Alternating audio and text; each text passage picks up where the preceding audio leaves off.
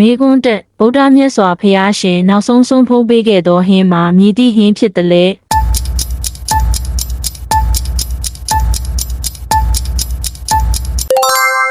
အဖြေမှန်ဝက်သားနှင့်မူမေကွန်းနှင့်ဗုဒ္ဓမြတ်စွာဘုရားရှင်သည်မြည်သည့်ယောဂဝေဒနာဖြင့်ပြိဋိဘံဆံတော်မူခဲ့တယ်လေ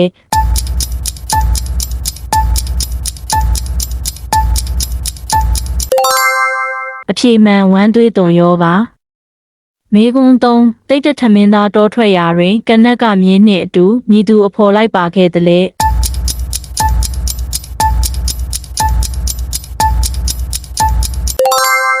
အဖြေမှန်ဆန္ဒမေကွန်းလေးဗုဒ္ဓဘုရားရှင်ဤသားတော်ရာဟုလာသည်မြည်သည့်အရွယ်တွင်ယဟန်ပြုခဲ့တယ်လေ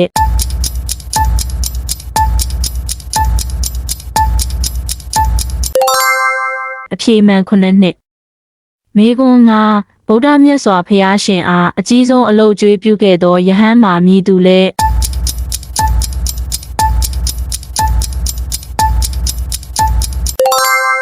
အဖြေမှန်ရှင်အာနန္ဒာမေကွန်း6ယဟန်မှတန်ဃာတော်များကိုစတင်တည်ထောင်ခွင့်ပြုဖို့တောင်းဆိုခဲ့သူကဘယ်သူလဲ